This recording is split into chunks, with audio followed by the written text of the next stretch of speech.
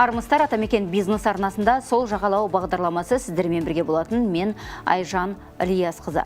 Жаңа жылдан бастап тұрғын үй беру тәртібі өзгереді. Тиісті құжатқа президент қол қойды. Оның аясында отбасы банк құзыры кеңейтіліп, енді ол ұлттық даму институты болады. Бұл нені білдіреді? Мемлекеттік тұрғын үй бағдарламалары тоқтатыла ма? Жалпы елімізде баспана кезегінде тұрған тұрғындардың мәселесі шешіле ме? Бұл сұрақтардың жауабын дәл қазір студиямызға келген және скайп байланысқа шыққан мамандардан білуге тырысамыз. Ендеше таныс болыңыздар. Студиямызда Ерболат Маңғышпан және скайп байланыста Ақерке Бодаубекқызы. Бұл кісілер бізде баспана нарығы бойынша сарапшы. Саламатсыздар, қайырлы күн. Келдіңіз. Скайп байланысқа шыққаныңызға алдын ала алғысымды білдіремін, Ақерке ханым. Сонымен президент тұрғын үй саясаты бойынша заңға, реформалауға саясатына қол қойды. Ең бірінші ол жерде халықты көпті толғандырған мәселе шешімін тапты ма? Осыдан бастайық. Дұрыс айтасыз. Енді халықты көп толғандырған мәселелердің бірі ол кезекке тұру еді. Жалпақ тілмен айтатын болсақ, қазіргі таңда үйге мұқтаж ретінде кезекке тұруға тек белгілі бір санаттағы азаматтар ғана тұра алады. Мысалы, мәселен, көп балалы болуыңыз керексіз. Көп балалы деп отқанымыз 4 және одан да көп балалы болу керек. 2-3 бала асырап отқан азаматтар, жанұялар олар кіре алмайтын еді. Одан кейін мүмкіндігі шектеулі бала асыраушы болу керек, мүгедек жан болуыңыз керексіз, немесе толық емес отбасы болуыңыз керексіз, немесе соғыс ардагері, зейнеткер деген сияқты белгілі бір категориялар, санаттар. Солар ғана кезекке қазіргі таңда тұра алады. Әрине, ірі қалаларда пропискасы дейміз ғой, тұрғын мекен жайы 3 жылдан асу керек. Сол кезде ғана кезекке тұра алады. Ал енді мына өзгеріске байланысты Қазақстан Республикасының кез келген азаматы, 18 жастан толған азаматтар соңғы 5 жылда Қазақстан Республикасы бойынша 5 жыл үйі жоқ болатын болса болды. Тек қана осындай ғана талап, солар келген уақытта барып кезекке тұра алады. Және атында үйі бар, бірақ ол үй апаттық жағдайда деп саналатын болса, онда олар да кезекке тұра алады. Міне осындай өзгеріс жасап, қанша халықтың кезекке тұрып төмен пайызбен бағдарламаларға қатысып үйлі болуға мүмкіндік ашып тұрған өзгеріс. Ақерке ханым, сіз осы заңның ішінде қандай тұсын ерекше атап өтер едіңіз?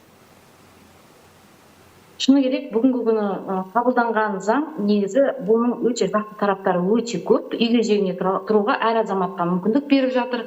Енді соның ішінде жаңағы ең приоритетке ие азаматтар 8 категорияны енгізіпті. Соның ішінде жаңағы жесір әйел категориясы да өте керемет категория деп ойлаймын. Керемет категория деп ойлағанда бұл жерде сол категорияны енгізгені өте дұрыс болған, толық емес отбасыдан бөліп. Ол бір. Екіншіден, осы отбасы банкке енді осындай мүмкіндікті берді ғой. Қазір мысалы отбасы банк 6 айдың көлемінде өткізетін болады. Бірақ бұл тұрғын үй мәселесін түбегейлі шеше ма деген сұрақ орын алады. Неге? Өйткені үй кезегінің мәселесі, үй алмай жатқанның мәселесі тұрғын үй кезегінің реті емес. Тұрғын үй кезегінде бүгінгі күні мысалға 6 жылдан астам үй кезегінде тұрған азаматтар бар. Мысалға, оның барлығын осыған дейін біз баспанамен қамтамасыз етілген, мысалға жоқ азаматтар ғой, қамтамасыз етілген жоқ азаматтар. Ендігі болашақта ол жерде одан да көп азаматтар үй кезегіне тұрып бастайды мысалға.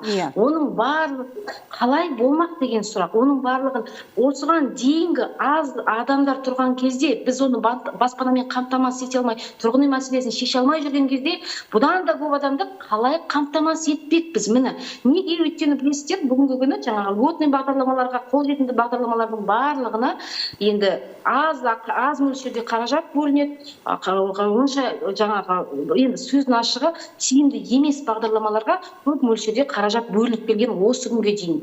Енді шыны керек, бұл жерде үлкен сұрақ. Үй кезегіне барлығы тұрғаннан кейін ары қарай қалай оның барлығын баспанамен қамтамасыз етеді. Немесе тек қана осы 9 приоритетте тұрған азаматтар ғана баспаналы болып, қалған азаматтарды жай енді шыны керек сондай қорқынышта бар, көз бояушылық па деген. Қалған азаматтарды жаңа үй кезегіне қойып, бірақ в основном осы 8 категорияны толыққанды жаңа баспанамен қамтамасыз етуде мүмкін деген сондай күдік те бар, шыны керек. Иә, заңда негізінен бәрібір алдағы уақытта осы әлеуметтік осал топтағылар белгілі санаттағыларға басымдық беретіні жазылған. Яғни бірінші кезекте дәл сол топтағылар баспаналы болады. Қалғаны кейінгі кезекте. Қалған деген қазіргі біздің қарапайым халық, әлде сол тұрғын үйге қол жеткізе алмай жүрген адамдар. Қазіргі таңда болып жатқан мемлекеттік бағдарламаларда барлығында конкурстың аясында болып жатыр. Яғни конкурс дегеніміз не? Конкурс деп отырғанымыз кім кезекке ертерек тұрды, соларды іріктеп алып жатыр, е? Ал енді жаңа заң аясында жаңағы Ақерке ханым атап өткен 8 санат бар ғой, оларға басымдық береді деп отқанымыз, оларға бірінші соларды өткізіп алып, сосын қалғандарды өткізеді деген мағынада да. Енді бұл жерде менің айта кететінім тағы да бір жаңашылдығы бұл жерде жасап отқаны.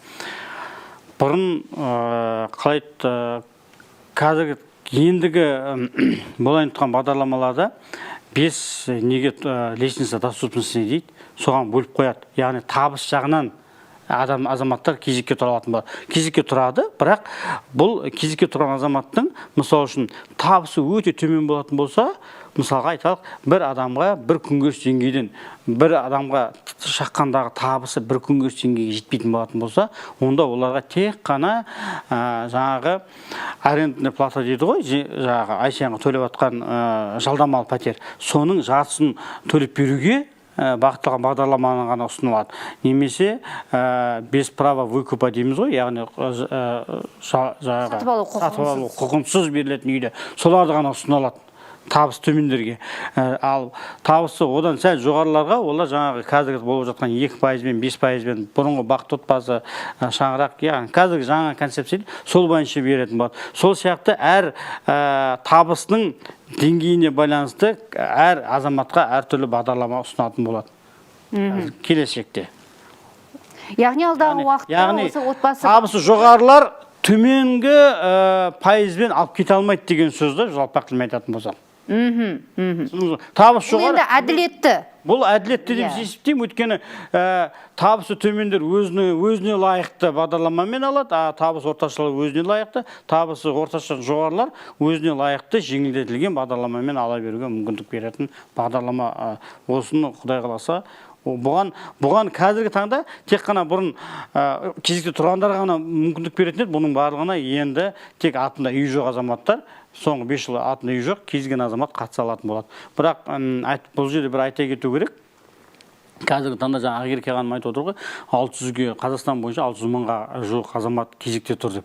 Бірінші, әрине кезекке тұрған күннен бастап есептейтін болатын болса, бірінші солардың бәрі қамтамасыз етіліп болғаннан кейін 2025-тен бастап жаңадан енді кезекке тұратындар, олардың кезегі бір 3-4 жылдан кейін, мүмкін 5 жылдан кейін келетін шығар. Бірден 2025-те ашылды, міне басталық кезекке тұрдық, міне бірден үй береді деген ол қате ұғым болады. Оның үстіне қазір жаңа талап бойынша енді әкімдіктердің кезегінде тұрғандардың барлығы ақпараттары, деректері отбасы банкке өтіп жатыр. Бұл осы тұрғын үй кезегінде тұрғандарға бір кері әсерін тигізбей ме? Жоқ, не деп тигізбей, ешқандай тигізбейді. Яғни тек оның функциясы тек қана отбасы банкқа ауысып кетеді, болды. Ақерке ханым, иә. Кешіріңіз, осы тұсын айта кетейік, енді мен ол заңды шыны керек толыққанды қарап, барлығын толыққанды әлі оқып біткен жоқпын, бірақ кішкене ғана жерін оқығанның өзінде біраз нәрсе түсінікті болды. Үй кезегінде тұрған азаматтарды толығымен тексерістен өткізіп, үй бар азаматтардың барлығын мысалға кезектен шығарып, соны саралаумен айналысатын отбасы банк болады. Одан бөлек жаңағы ол жерде сіздер білесіздер, енді көп азаматтың атында жаңа долясы бар ма, үй бар ма, сол саралаудың болары сөзсіз, бұны кішкене ашық түрде айту керек. Бұл үй кезегіне болашақта тұратын азаматтардың өзінің үй кезегін көргенде нешінші кезекте тұрған таза өтуін қадағалайтын енді процесс осы жүйеде барлығы таза өту мақсатында негізі отбасы банкке өткізіліп отырған жайы бар деп ойлаймын өзім негізі. Енді бұның да плюстары өте көп. Өздеріңіз байқағандай жаңағы осы күнге дейін жалға сатып алу құқығынсыз жалға берілген пәтерлерді мысалға сатып алу құқығымен толыққанды жаңағы өздеріне өткізе алады. Мысалға бүгінгі күні білесіздер ғой, мемлекет тарапынан жаңағы льготный категориямен 51 мың адам сатып алу құқығынсыз, 51 мыңға жуық адам сатып алу құқығынсыз арендный жильода тұрып жатқан екен. Енді ол кісілерге де керемет бір жаңалықтардың бірі десем де болады, сол үйлерді өзінің атына өтіп алу мүмкіндігі бар. Әрине ол жерде өзінің шарттары бар, жаңағыдай 30% алғашқы жарна болу керек деген сияқты. Бірақ бір жақсысы, сол үйде тұрып жатқан азаматтарды мысалға ешкім ол кісілерді ол үйден қумайды, өздері солай тұра береді, немесе ол үйді толыққанды атына өткізіп алса болады, 30% алғашқы жарна әкеліп. Қалған сомасын ешқандай переплатасыз жаңағы отбасы банк тарапынан болсын, оны бөліп беретін болады. Максималды қаржы сомасына бөліп. Яғни қалдық құнымен есептейтін болады. Бұл жерде бір кереметтілігі үйдің бағасының қалдық құнымен есептейтін болады. Яғни бұған дейін жасаған төлемдері алынып қалған сомасы. Олай емес. Мысалы үшін, бұл 2 жыл бұрын алған дейікші. 2 жыл бұрын үкіметтің бағасы айталық шамамен бір бөлмелі үйдің бағасы 7 миллион деп айтайық. Оны амортизация есептейді, қазіргі таңда ол 7 миллион емес, оның бағасы уже 6,5 миллион, немесе 6 миллион 200 деп есептеп, нарықтық бағасы төмендеуі мүмкін. Жоқ, мемлекеттіктің бағасы төмендетіліп есептеп, соның құнының 30%-ын есептейді. Сол, яғни бұл жерде қалай? 30% қазір шамаңыз жоқ па, онда арендада тұра беріңіз, оның жаңағы амортизациялық бағасы төмендеген сайын, алғашқы 30%-ыңыз сізге жеңілдеу болады. Мүмкін, қазір болмаса 3 жылдан кейін, 5 жылдан кейін 30% сізге жеңілдеу болады. Сол кезде ғана ауысып кетуге мүмкіндігі бар. Сондай кереметтігі бар. Сондықтан бұл деген өте керемет дүние. Ал енді осы заң жобасының аясында мемлекеттік тұрғын үй бағдарламалары қайта қаралуы мүмкін бе? Қайта қаралмайды. Осы жүріп жатқан жаңа концепция бағдарламасы ары қарай өзінің үстіне жалғастыра береді. Бұл жердегі бір мәселе ендігі акиматқа мысалы енді жалпақ тілмен айтатын болса, акиматтың жұмысын жеңілдетеді деп айтсақ бір дұрыс айтқан болатын шығар. Өйткені бір белгілі бір функциясы отбасы банкқа ауысып кетеді ғой. Енді акиматтың бар жұмысы бұл жерде осы тұрғын үй саласында үйді салумен айналысу керек та, көбірек соған мән беріп, көбірек ақша бөлініп, көбірек жаңағы тұрғын үймен қамтамасыз ететіндей болып, көбірек үй салатын болатын болса, онда бұл мәселе тезірек шешім табатын еді. Себебі алдағы уақытта кезекте тұрғандардың саны қазіргі кезде 600 болса, одан да 2 есе көтерілуі мүмкін, көбеюі мүмкін. 2 есе емес, одан да көп болатын шығар. Өйткені қазір үйсіз жүрген азаматтардың саны өте көп қой. Енді статистика, нақты статистика жоқ, бірақ менің ойымша 2 емес, 3-4 есе көп болатын шығар. Кезекке тұратындардың саны. Расында бұл жағдайда тұрғын үймен қамтамасыз ету жағы қалай шешіледі екен? Енді айтып отырмын ғой, ендігі мәселе мемлекет не істеу керек, жаңағы тиісті құзырлы органдардың барлығы қаражатты бөліп, осы салаға құрылыс жағына қарастырып, көбірек үй салатын варианттарды қарастыру керек. Немесе әкімшілікке қаражат бөліп, құрылыс компаниялардан белгілі бір салынып жатқан үйлердің бір белгілі бөлігін сатып алып, соны халыққа беретіндей мүмкіндіктер жасау керек. Сол кезде ғана бұл мәселе өз оңтайлы шешім табады. Ақерке ханым, сіз қандай ұсыныс айтасыз бұл бойынша? Мен Бекболат мырзамен толыққанды келісем. Егер қомақты қаражат жаңағы аз пайызбен берілетін ипотекаға қомақты қаражат бөлініп, толыққанды жаңағы осы үйге жеңе тұрған азаматтарға баспана берілмесе, мынау тұрғын үй мәселесін реформалап жатқанымыздың бәрі бос болады. Сөзін аша. Тиімді бағдарламаларды шығармаса, мемлекет тарапынан тиімді бағдарламаларға қаражатты көп бөлетін болса ғана, осы тұрғын үй мәселесі шешіледі, ал басқа жағдайда бұның барлығы бос, тұрғын үй мәселесі шешілмей қалады. Егер біз осылай жалғастыра беретін болсақ, сіздер өздеріңіз білесіздер ғой, соңғы 1 жылда қандай ипотекалық мысалға жаңа концепцияны айтып жатсыз, Ерболат мырза. Білесіз ғой, Астана қаласында 8 пәтер ма ойнатылды, 2 рет. Мысалға да, концепция бойынша. 1 жылдың ішінде 8 пәтер дегеніміз, енді сөздің ашығы, біз 600 мың адам үйге жегінде тұр, енді миллиондаған адам үйге жегінде тұратын болады, сөздің ашығы. Ол азаматтардың барлығын баспанамен қамтамасыз ету мәселесін енді тек қана қаражат шешеді ғой. Қаражат қана шешеді.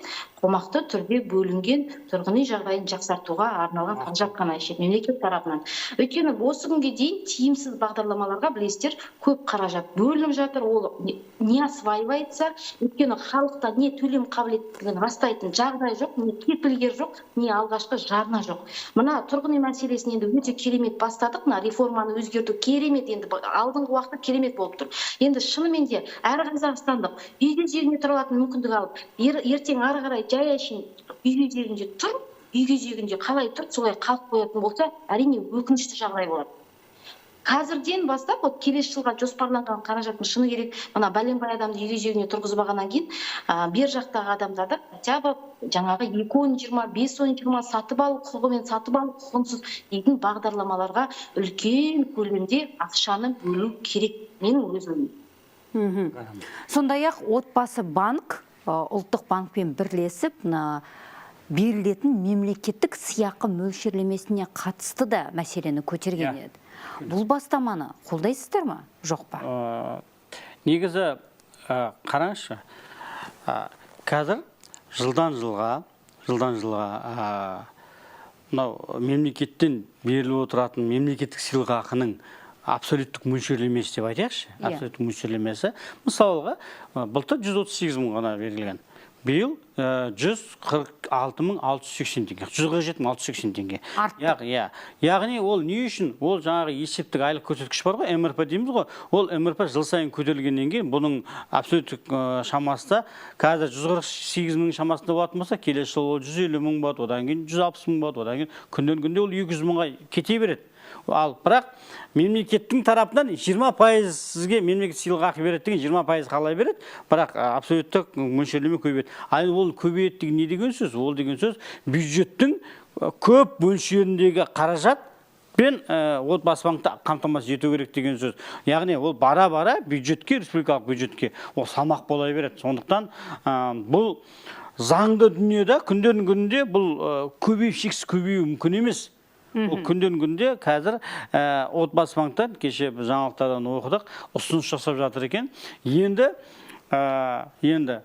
бір рет тұрғын үй займын рәсімдеп, отбасы банктың бағдарламасымен, кез келген бағдарламасымен, тіпті жай 50-50 ипотекасы болсын, тағы да басқа мемлекеттік бағдарлама болсын, сонымен алып қойған азаматтарға енді олар енді жеңілдетілген несиемен үй алып қойды ғой, енді бұл айтқан жалпақтым айтатын болсақ. Енді оларға мемлекеттің көмегі мұқтаж емес деп, оларға мемлекет сыйлығын бермеуді қарастырып жатыр.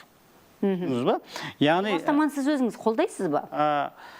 Енді былай қарап отырсақ, бұл жерде әрине халықтың көзқарасымен қарайтын болсақ, әрине халыққа өте тиімсіз. Неге? Өйткені халықтың бәрі не үшін ақша жинап жатыр қазір отбасы банкқа? Сол мемлекет сыйлықақыны көбірек алып қалу үшін бізге келген клиенттердің, жаңағы отбасы банкқа келген клиенттердің барлығына айтамыз, жанұялық пакет ашыңыз, жан-жаққа бала шағаларыңызға ашыңыз, мемлекет сыйлықақы көбірек алып қаласыз деп кез келген осы ипотека саласында жүрген азаматтардың барлығы сондай кеңес береді. Кез келген азаматтарға көбірек мемлекет сыйлықақы алып қалыңыз деп. Ал енді онда егер ертең ол сыйлықақыны алып тастайтын болатын болса, онда оның отбасы банкқа жинақтайтын азаматтардың саны азайып кетіп, отбасы банктың жағдайы өте күрт болатын шығар.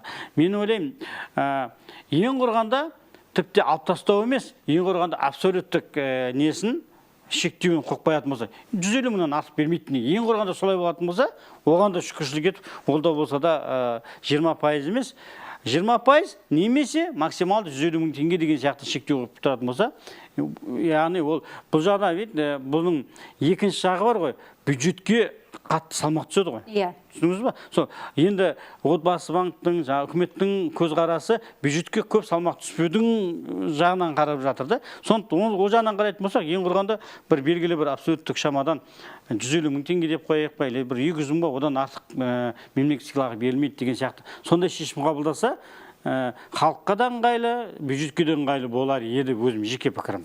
Ағырке ханым, әділ түрде қарайтын болсақ, мемлекеттік сыйақыны тұрғын үйлері бар адамдарға беру қаншалықты дұрыс? Әділетті түрде қарайтын болсақ, шыны керек, бұл әділетті түрде қарайық жақсы. осы күнге дейін отбасы банк 2 есе пайыз жүргізеді өзінің азаматтың салып отқан ақшасына. 10 миллион салды, 20 миллионға жүргізеді. Дұрыс па? Ерболат мырза, сіз білесіз, дұрыс қой.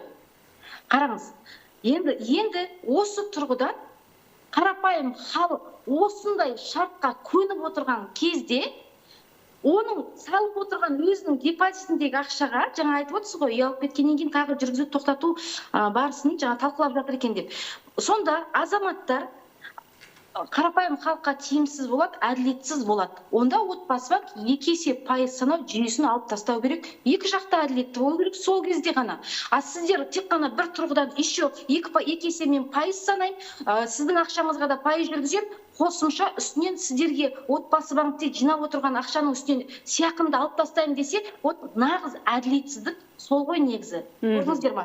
Егер де отбасы банк тек қана алып отырған сомаға пайыз жүргізсе, онда пайызын жаңағы госпремиясын бермей қойсын, ұялып кеткен азаматқа. Онда оған ешкім еш нәрсе демейді. Мысалға, көрдіңіздер ме, бұның екі жақтан қарау керек. Әділетті деп тек қана отбасы банктың мүддесін қорғауға болмайды ғой. Қарапайым халықтың мүддесі бұл жерде маңызды ғой негізі. Өйткені барлық азаматтар жинайды бәленбай жыл қатарынан өздері. Ұялып кеткеннен кейін әрине ол госпремия енді көп әсер етпейді, бірақ енді 3 жыл жаңадан ашып салса да, мысалға ипотека рәсімдеген азаматқа 150 мың одан көп жыл сайын көбейе береді. Ол 5%-ға өту мүмкіндігі жаңа көбірек болады. Ал оны бермей қоятын болса, оның 5%-ға өту мүмкіндігі кішкене 1-2 айға кешігіп қалуы мүмкін. Көрдіңіздер ме, банк 1-2 айға переплатасын артық алып алу мақсатында жасауы мүмкін енді бұны. Сөздің ашығы. Ерболат мырза, сіз де мысалға жаңа біліп тұрсыз ғой, ашық айтпай жатырсыз да, осы мәселеде халыққа әрине тиімсіз. Әділетті деп санамаймын бұндай нәрсені. Әділетті болса, онда екі жақта әділетті болу керек. Екі жақ әділетті болмай ма, әрине ол өте әділетсіз тірлік болып саналады онда.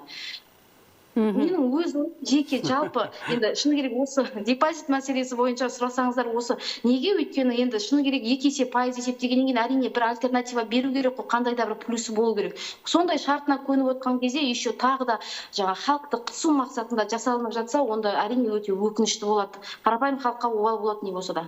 Бұның ешкімнің еш нәрсесі кетпейді, әрине барлық плюста қалады. Ең қиын жағдайда жаңағы кішкене минуста қалып қалатын қарапайым азаматтар ғана болады. Жаңа жылдан бастап пайыздық мөлшерлеме қайта қаралуы мүмкін бе? Енді отбасы банкіне егер құзыреті кеңейетін болса, ұлттық институт болатын болса, бәлкім бұл жерде халықтың жағдайын жасау үшін бір жеңілдіктер болатын шығар. Жақсы, түсінікті. Бұл жерде бір дүниені айта кету керек. Жалпы банктік жүйесінде жасап жатқан қазіргі таңда, енді қателеспесем, 21 коммерциялық банктер бар, екінші деңгейдегі банктер бар, Қазақстан Республикасы бойынша. Сол бүкіл екінші деңгейлік банктердің барлығының негізгі заңы ол закон о банковской деятельности деген бар, банктік қызмет туралы заң. Ал енді отбасы банк қана 2020 жылғы 7 желтоқсандағы закон о жилищно-строительных сбережениях дейді, тұрғын үй жинақтау жүйесі бойынша заңға сәйкес жұмыс жасап жатқан жалғыз банк. Иә. Бұны білесіз, яғни жинақтау жүйесімен жасап жатқан жалғыз банк. Енді ол жерде былай нақты жазылып тұр. Егер сол заң аясында жұмыс жасап жатқан кез келген қаржылық ұйым, ол жерде банкте болмауы, кез келген қаржылық, егер лицензиясын алып жатсаңыз, сонда жинақтау жүйесінен, ол жерде депозиттен берілетін сыйақы мен несиеге беретін сыйақының айырмасы 3%-дан аспау керек деген заңда сөйтіп бекітіліп қойған. Яғни, бұл не деген сөз?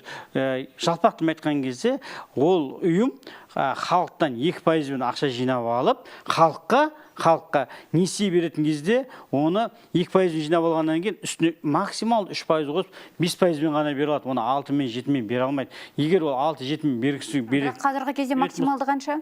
5% енді тұрғын үй займы 5%-бен береді ғой, 2%-бен алып 5%-бен береді. Яғни жаңадай қазір өзгеріс жасай алмайды, өйткені сол заңға сәйкес жұмыс жасап жатқан отбасы банк. Яғни проценттік шамаға келіп, жаңа депозитті қазір 2% біз 3%-бен береміз, немесе 4%-бен береміз деп, ол ештеңе көбірек мысалға айта алмайды. Мысалға, бірақ отбасы банкта мысалы табысты деген депозит бар. Оны 2%-бен емес, онымен жинайтын болсаңыз 3,5% береді сізге. Білесіз бе? Онда 3,5%. Бірақ тұрғын үй займ алатын кезде үстіне 2% қосып 5,5%-бен береді. Түсініңіз ғой, сондай айырмашылығы бар. қазіргі кезде теңге әлсіреп бара жатқанын да білеміз. Иә. Доллар күрт көтерілді. Тіпті алдағы уақытта 570-ке дейін жетеді деген болжам бар. Бұл жағдайда тұрғын үй бағасы қымбаттай ма? Енді қазіргі таңда былай айтайықшы, OLX алайық, жаңағы Крыша Газет алайық, барлығы жаңағыдай үйді сатып жатқан азаматтардың барлығына сол жерде тұрған жаңағы бағалардың барлығы теңгемен тұр ғой. Теңгемен тұр. Енді бұл жерде теңгемен тұрғаннан кейін долларға ешқандай қатысы болмайды, бірақ халықта мынандай түсінік бар да, доллар қымбаттап жатыр, яғни үйде қымбаттау керек деген сияқты түсінік болады. Бірақ шын мәнінде доллардың бағамымен үйдің бағамына, білмеймін, үйдің бағасына прям қатты әсер етеді деп мен ешқандай байланыс жоқ сияқты да менің көзімше. Өйткені мен түсінем, егер ол үйді жаңадан салынып жатқан үй болатын болса, біз басқа шетелден құрылыс материалды алып жататын болсақ, шетелден құрылыс материалды біз доллармен сатып алатын болып жатсақ, онда құрылыс компаниялардың бағалары көтеріледі. Неге? Өйткені біз қымбатқа сатып алғаннан кейін амал жоқ, ол қымбатқа сатады. Бірақ енді екінші нарықтағы үйлер ол бағасын өзгертпеу керек негізі. Ал мына салынып тұрған бірінші нарықтағы үйлердің бағасы көтерілсе, бұл дұрыс бола ма, жоқ па? Осы доллардың қымбаттауына байланысты. Енді қараңыз, бұл бір нәрсе түсініп алу керек. Құрылыс компаниясында жұмыс жасап жатқан кезген азамат сол құрылыс компаниясының басшысын айтайықшы, ол кісінің өзінің жеке бизнесі. Солай емес пе? Ал енді бизнестің түпкі мақсаты пайда табу. Ал егер сіздің оның шығыны көп болып, табысы аз болатын болса, ол әрине жасамайды. Сондықтан табысы көп табу мақсатында әрине ол үйдің бағасын көтеруге мәжбүр болады. Неге? Өйткені оның шығыны да көбейді. Шығыны неден көбейді? Жаңа доллардан күрт жоғарылауына байланысты, яғни оның шығыны көбейіп кеткеннен кейін ол міндетті түрде бағаны көтереді. Ал енді бірінші нарықтағы баға көтерілгеннен кейін халық автоматты түрде не болады? Жаңағы өзінің үйінде қымбатырақ сатады. Неге? Өйткені көбісінің ойы қазіргі үйін сатып жіберіп, жаңадан үй алам дейді. Ал енді жаңа үйдің бағасы шарықтап бара жатқаннан кейін өзінің үйін көбірек жоғары бағаға сатқысы келетін болады. Сондықтан бірінші адам көтереді бағасын, екінші адам көтереді, үшінші адам қарап отырады, ана екеуі көтерді, мен де көтеремін дейді. Эффект домино деген бар экономикада. Яғни бірінші жасалса, екінші, үшінші, төртінші, бесінші адам соны жасап кете береді. Сондықтан бұл жерде бәрі әсерін тигізіп, халық бәрі көтереді бағалар. Ақерке ханым, сіз қалай ойлайсыз? Бізге берген 2 минут қана уақыт қалды. Жалпы бағаның көтеріліп, шыны керек бағаның көтеріліп, кішкене осы соңғы айда кішкене бағадан өзгеріс байқадық. Бағаның бір 5-10%-ға көтерілгені рас. Осы соңғы бір айда. Мысалға алдында кішкене арзан бағада үйлер шығып жатса, қазір кішкене үйлер сирек шығып жатыр деген сияқты, ол таза шындық. Көп азаматтар айтып жатыр, жаңа жылдан кейін жаңа баспана көтеріледі деп. Бірақ бұл жерде бір нәрсені ескеру керек. Халықтың ол баспаналарды қымбат бағада ала беретін мүмкіндігі бар ма? Көрдіңіздер ме? Бұл жерде көптеген азаматтар ипотека рәсімдеп, жаңа 2-ның бірінен ипотека шықпайды білесіздер, жаңа табыс керек деген сияқты, алғашқы жарна керек деген сияқты. Енді оны шыны керек ол баға бәрі айналып кеп негізі тұрақтанады. Өйткені халықтың экономикалық жаңа инфляцияны айтып кетті, жинау мәселесін айтып кетті. Күннен күнге бізде қарапайым өмір сүру қиындап бара жатыр, өмір сүру қымбаттап бара жатыр. Соның салдарын шыны керек қарапайым халық оны тартып жатыр. Мысалға үй мәселесіне келген кезде осылай тіреліп қалады. Ақша жинаймын ба, әлде күн көремін ба деген сұрақтар туындап жатыр да бұл жерде. Сөзін ашық. Сондықтан көп азаматтар жаңа ақша жинап алғаннан кейін үйдің бағасы 2 есе өсіп кетпесіне кім кепіл? Көрдіңіздер ме? Жинау мақсатына қазір бұрынғыдай өйткені инфляция дегеніміз күннен күнге жаңағы өсіп жатқаны рас. Продукттың бағасы қымбат, өмір сүру қымбат негізі жалпы Астанада. Сондықтан бұл жерде соны ескеру керек. Сондықтан үйдің бағасы өсіп, сәл соңғы бір айда өскені рас, бірақ болашақта бұның барлығы шарықтап өсе бермейді, өйткені халықтың хал ахуалы ондай керемет емес, енді шынымды айтсам. Енді өсуі мүмкін, НДС-ті қосатын болса өсуі мүмкін, бірақ өтпей тұрған үйлердің бағасы қайтадан түсетінін біз бәріміз білеміз ғой. Оған сұраныс болмаса, сұраныс азайса, онда скидка жасай бастайды, бағаны қайтадан тұрақтандыра бастайды. Барлық жалпы құрылыс компаниялар болсын, жалпы банктер болсын, неге? Өйткені оның товардың тұрғаны ешкімге керек емес, товардың өтіп кеткені керек қой барлығы. Любой бизнес. Аха. Демек, халыққа қазір доллар көтеріліп жатыр екен деп даурығудың қажеті жоқ. Жаппай барлығы жүгіріп, тұрғын үй алып, ақшаларын уақыттан бұрын шешіп алудың қажеті жоқ. Бізге берілген уақыт аяқталды. Енді ең бастысы мына президент қол қойған жаңа заң алдағы уақытта өз нәтижесін береді деп үміттенейік. Біздің халықтың басты қазіргі кезде түйткілі мәселесі ол баспана. Осы құжат енді бұл мәселені алдағы уақытта шешеді деп ойлаймыз. Студиямызға келгеніңізге және скайп байланысқа шыққаныңызға тағы да алғысымды білдіремін сіздерге. Қымбатты көрермендер, бізге берілген уақыт осымен аяқталды. Назарларыңызға көп рахмет. Сол жағалауда қабылданған кез келген құжат халық игілігіне жұмыс істесін. Амандықта жүздесейік.